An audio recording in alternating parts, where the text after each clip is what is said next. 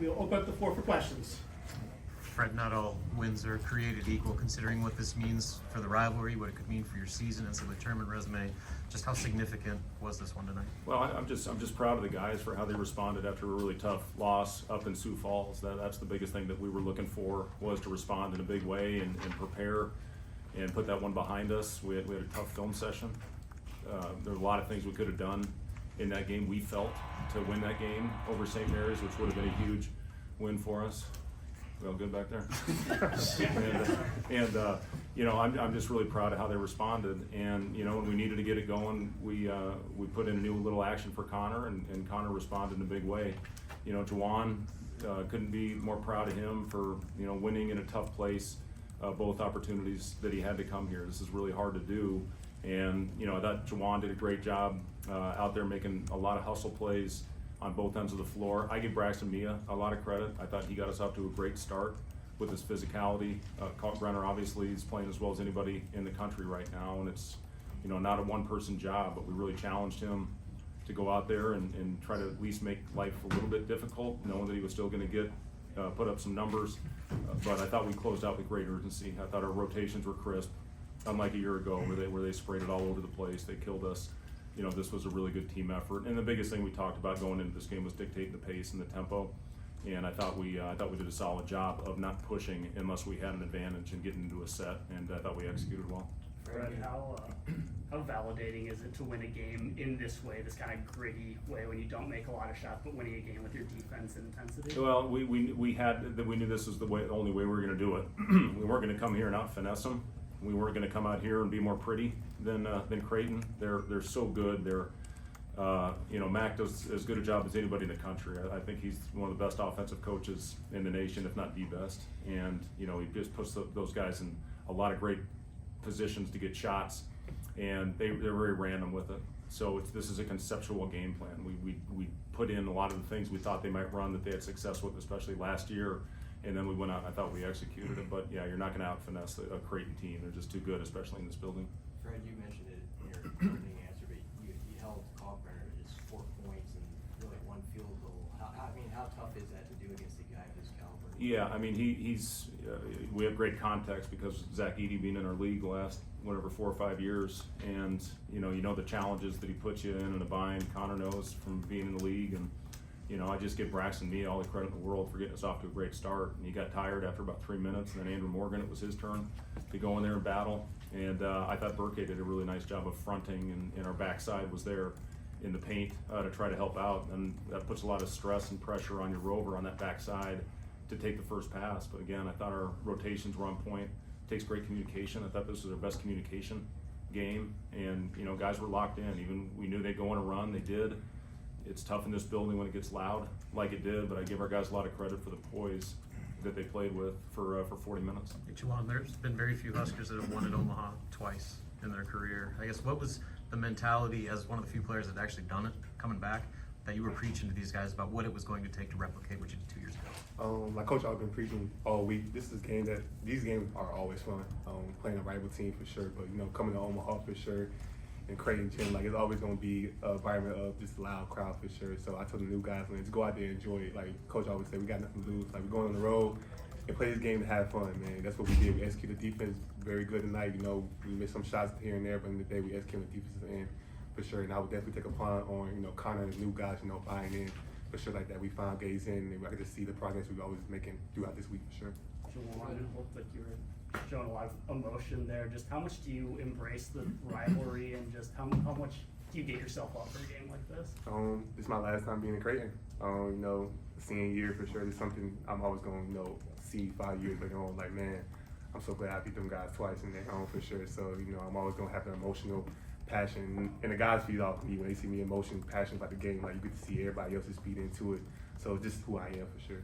Fred, what can you say about your team being able to slow down Creighton's speed and limiting points in transition? Well, let me just say this about Juwan really stepped up, and I thought emerged as the leader of the team this week. He was so good with his voice every day. We had a couple days of practice. I didn't love the energy, but Juwan pulled the guys through, and he's the guy. When he's loud, when he's out there showing emotion, the guys feed off of that. So I'm really proud of this guy. We needed somebody to do that, and Bryce did a great job of huddling the team together about 10 days ago, and you know, Juwan in a tough moment, I thought stepped up in a huge way with his leadership. So just huge props to Juwan for the way that he, you know, brought the team through, and I thought got the focus where it needed to be.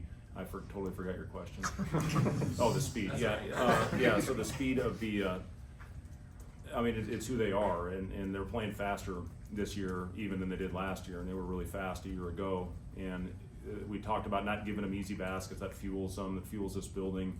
And you know, the number one thing, as I talked about, was trying to control the pace and dictate tempo, and I thought we did that for 40 minutes. Connor, Coach mentioned that you, or they had drawn up some things to get you going a little bit. How much did you come into this with the mentality that you need to be more aggressive and assertive with the basketball? You know, it kind of just happened in the flow of the game, just kind of playing in, you know, and trusting what Coach has in store. I feel like he's one of the best, if not the best, offensive coaches in the country, because that was part of the reason why I came here, was his mind, and you know, him being there, done that, and being able to go on with his knowledge, and you know, kind of seeing how the guys trusted it too. You know, it wasn't just me doing that. You know, it was the guys that were, you know, able to screen, hit bodies. We talked about that a lot. I thought we did a better job of that tonight too, and you know, just being able to trust one another. That was something else we talked about. But it was critical to the execution of just that kind of that both side discouraging of the over the top pass and then the closeout on when they did flip it opposite. Yeah, you know, I feel we've got one of the best defensive coaches in the country, Nate Lenzer. He puts our game plans together, and you know, the guy is. You see him over there on the sideline. I mean, the energy that he puts out there, it's nonstop. That's why I stand up all the time. Because I'll hear damage my ear if I sit next to him the whole game. But he is yelling every possession, and you know, I'm so appreciative. I've been with Nate now since my days at Iowa State. Brought him up to Chicago. He's been a head coach, but he's world class, putting a game plan together. And great at holding accountable. You know, these guys, they understand if they're in the wrong spot, they're going to hear about it. So, you know, just really pleased and proud of Nate for, you know, putting together another great game plan. And then, you know, it's up to all of us then to make sure we're all on the same page and go out there and execute. But, you know, I thought our guys did that beautifully tonight. Juwan, you had an embrace with Nate after the game before you headed to the tunnel. What was said there, and what did that moment mean for you? That's my guy.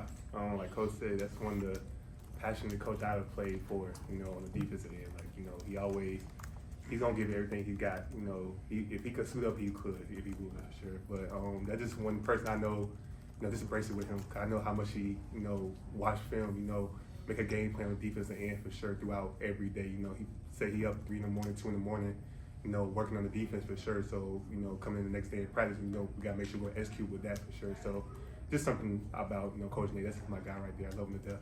Fred, you say you learn something from your team after every game. What do you learn from your team after one like this? Yeah, it just I love the way they bounce back, and you know, we faced some adversity in that last game, and you know, we fought back, and I went we were down 10 with just over 3 to go, and had a shot there at the end to tie it, but we made some pretty critical mistakes in that game, and I thought we learned from it, and we carried that over, and that's what great teams do is you find a way to put it behind you after learning from it, and then carrying it on to the next one. So I just was really pleased with how the guys prepared and took you know, the constructive criticism of a tough film session and then carried that over into the game plan this week. How much does all of that tell you about how much you can push this group and sort of the boundaries with that, just because of that mental makeup and being able to bounce back like they did? Yeah, and I'll be honest with you, I wasn't sure, and they responded in a big way this week. They showed me how capable they are of responding to, you know, to tough coaching. And you know, obviously we do everything we can to get them ready, but you know, this was a tough week after a game that we really felt that we had a chance to win this past weekend, and you know, the fire alarms didn't help in that start as well. But you know, it's just a group of guys that I've said it since day one. They have been really enjoyable to coach. They've been fun to be around, and I'm happy for them that this one paid off. Now we got to get over it quick and you know, find a way to get back and have a productive practice on Sunday. Well, the type of defense you guys play tonight is not easy to execute. How are you able to kind of keep the energy levels constantly? What fueled that? How did you think you guys kind of push through moments where even the crowd got involved and they seemed to maybe get a little bit of motive? We hungry.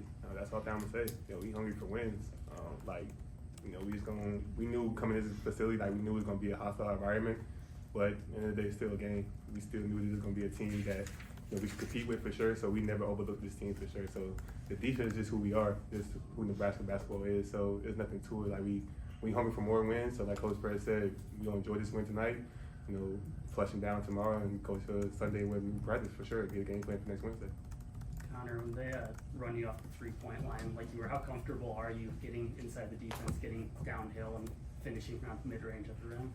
You know, it was something that, you know, I worked on, you know, a lot this summer, especially, you know, kind of when I was back home, being able to do that and just kind of, you know, not necessarily just be a one-dimensional scorer player. And so being able to, you know, just be able to have that second option, you know, was good. And there were times too, I thought today I could have made an extra pass too. So, you know, going back and looking at that film and, you know, being able to see that and grow from that and, you know, even add it more to my game too.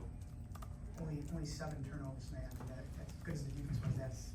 Has a big part in what you guys did tonight too, just how important that was. And Raleigh only having one of those as well. Yeah, it's growth for sure. We turned it over way too much the other night, the afternoon we're in Sioux Falls. So you have to take care of the ball. You have to value possessions. Again, this team fuels off of turnovers and block shots. I thought for the most part we did a solid job being selective at the rim. And we watched how many clips this week, guys? 100 of Kalkbrenner blocking shots and then them getting out the break and finishing on the other end or getting an open 3. So I thought, you know, taking care of the ball and taking the right shots, especially at the rim, because Kalkbrenner is as good as there is in the game of not only blocking the shot but keeping it in play, and that's what fuels them. So, you know, I thought our guys did a good job with that. Last question. Did you show Raleigh any film from Sam Breesol 2 years ago in this building? No, I showed Andrew Morgan clips of Derek Walker in this building from a couple years ago, and you're not going to finesse it over Kalkbrenner, but if you can get into his body, that would be the only way, you know, to get a shot up. But, you know, Raleigh, again, we trusted that, you know, the matchup, we obviously went at some different matchups out there today with Juwan and with Raleigh, with Bryce, and you know, I thought those guys did a good job executing our you know, the one stretch I really didn't like was the first 4 or 5 minutes of the second half. I thought we just were bunched up and we weren't getting out with the same you know, pace getting to our spots. We just got really bunched up. Once we got our flow back, it was you know, it was good to extend it a little bit and then find a way to finish the game. Thank you, guys. Thank you.